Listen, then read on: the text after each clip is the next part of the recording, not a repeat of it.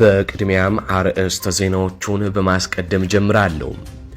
በወሎ የምሬ ወዳጁ ልጆች ታሪክ ሰሩ።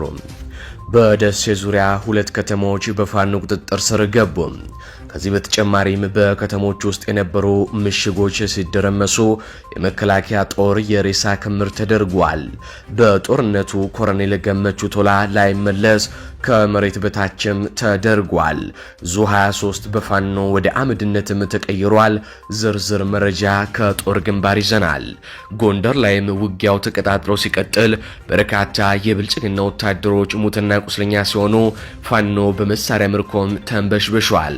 ፋኖ የተቆጣጠራቸውን ቀጠናዎች አስለቅቃለሁ በሚል የተንቀሳቀሰው የብልጽግና ጦር ሬሳ ሆኖም ተመልሷል ይቃኛል። ወዲህ በጎጃም እንዲሁ ውጊያዎች ሲደረጉ የብልጽግና ጦር በበላይ ዘለቀ ልጆች እየተመታ ነው። ከጎጃም የያዝነውን የጦር ግንባር መረጃም እናንተ ዘንድ ይደርሳል። አርበኛ ዘመነ ካሴ ከረጅም ጊዜ በኋላ በቪዲዮ ብቅ ብሏል። አርበኛው ከጉምዝ ታጣቂዎች ጋር ተገናኝቶ ያደረገውን ቆይታ በቪዲዮ እናስመለክታችኋለን። ሰላም ጤና ይስጥልኝ ውድ አድማጭ ተመልካቾች፣ እንደምን ቆያችሁ? ከላይ በአርዕስተ ዜና ያደመጣችሁትን መረጃዎች ወደ እናንተ ላደርስ እዚህ ተገኝቻለሁ። የህዝባዊ ትግሉን የምትደግፉ እንዲሁም ሀገር ወዳድ የሆናችሁ አድማጭ ተመልካቾች ቪዲዮን ላይክ፣ ቻናሉን ሰብስክራይብ አድርጋችሁ የዶል ምልክቱን ታበሩ ዘንድ እንጠይቃለን። እንዲሁም በኮሜንት ድል ለህዝብ ልጆች ድል ለጀግኖቹም እያላችሁ ለህዝብ ሲሉ ጫካ የገቡትን ታጋዮች ታበረታቱ ዘንድ እየጠየቅናችሁ በቀጥታ ወደ መረጃዎች ያለፍኩኝ፣ እስከ ፍጻሜው አብረን እንቆይ። ቀዳሚ ወዳደረኳቸው ከአማራ ክልል ወደ ተገኙ የጦር ግንባር መረጃዎች አልፋሉ።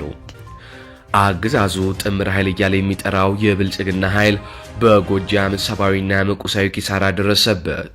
በትላንትናው ዕለት የአፋብኃይል ቴዎድሮስ እዝ 109ኛ ኮር 77ኛ ክፍለ ጦር 4ኛ ሻለቃ በሶስት አቅጣጫ ከሶንትም ከቁጭ ከተማና ከብር ሸለቆ ተወጣቶ ወደ ቁጭ አክሲዮን የመጣውን የሚሊሻና የመከላከያ ስብስብ ወራሪ ግንባሩን በማለት ወደ መጣበት አንገት አስደፍተን መልሰነዋል ሲሉ የቴዎድሮስ እዝ አመራሮች ተናገሩ።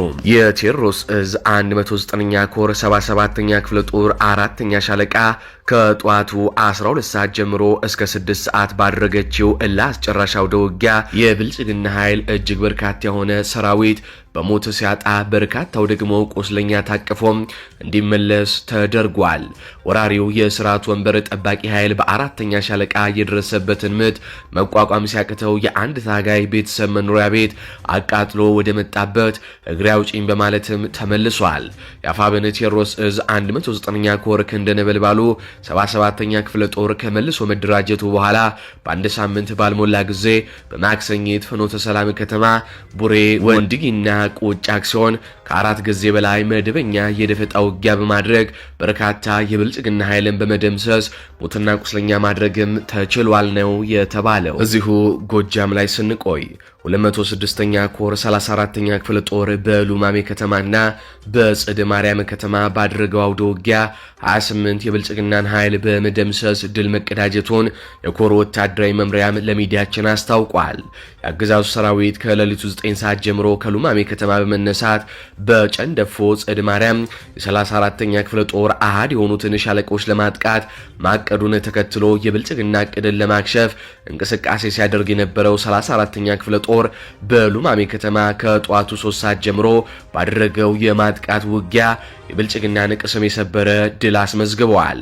ከጧቱ 3 ሰዓት ጀምሮ እስከ ቀኑ 8 ሰዓት ከ25 በተደረገው የማጥቃት ውጊያ 34ኛ የፋኖ ክፍለ ጦር በሉማሜ ከተማ የመሸገውን የብልጽግናን ኃይል በጨበጣ በመፋለም ውጊያውን በድል ያጠናቀቁ ሲሆን 18 የአገዛዙ ወታደር አባላት ሲደመሰሱ 9 የሚሆኑት ደግሞ ከባድና ቀላል ቁስለኛም ሆነዋል። በዚህኛው ግንባር በከባዱ የተደቆሰው የብልጽግና ኃይል በሌሊት የማጥቃት እቅዱ በተፈጸመበት ጥቃት የከሸፈበት ብልጽግና ከቀኑ 8 ሰዓት በኋላ ወደ ጽድ ማርያም የተንቀሳቀሰ ሲሆን የብልጽግና ኃይል ለ2 ሰዓታት በጽድ ማርያም የተፋለመ ሲሆን 34ኛ ክፍለ ጦር በዚህም ግንባር 10ሩን በመደምሰስና 8ቱን ከባድ ቁስለኛ በማድረግ በሌላኛው የመከላከል ውጊያ ያለምንም መስዋዕትነት የብልጽግናን ኃይል ቅስምን ሰብረዋለች።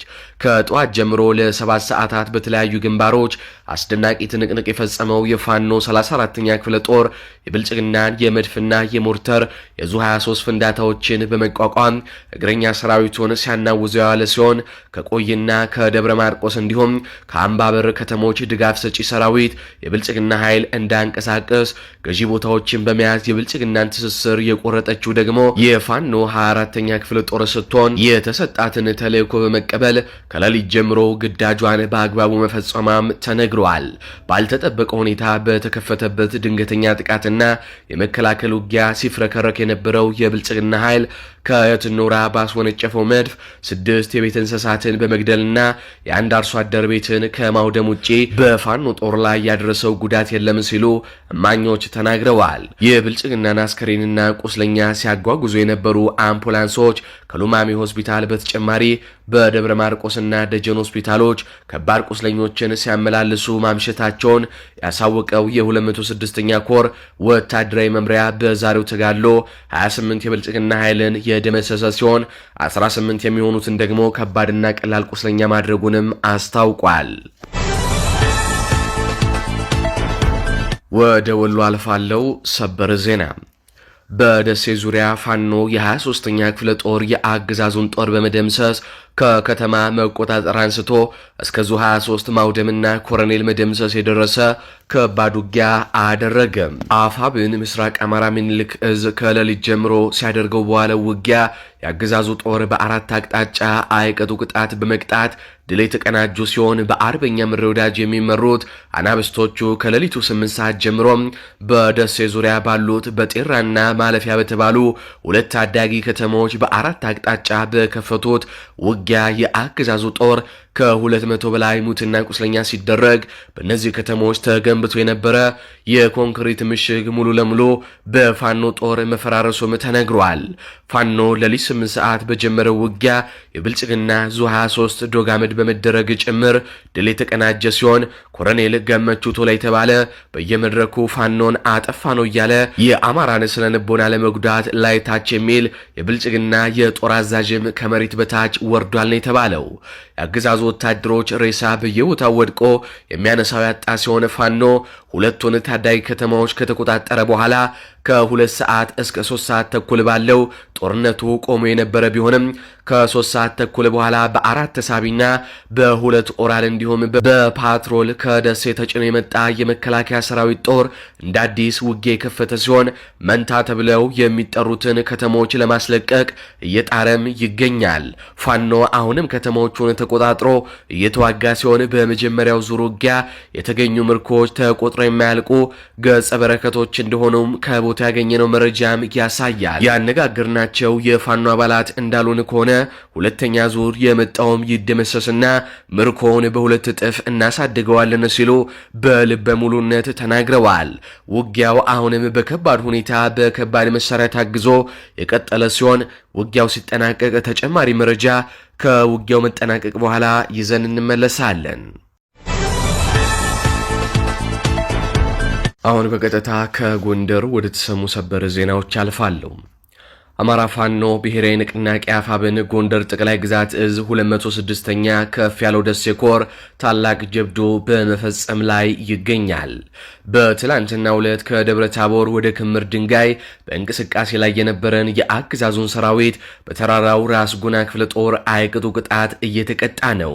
ከድሽቃ እስከ ዙ 23 የታጠቀው የብልጽግና ኃይል ክምር ድንጋይን የመቀመጫ ማዕከሉ ለማድረግ እንዲሁም ንፋስ መውጫ ካለው ኃይል ጋር በጥምረት ቀጠናውን እቆጣጠራል የሚል ህልም አልሞ ቅዠት ቢኖረውም ሳይሳካለት እየተቀጠቀጠም ይገኛል።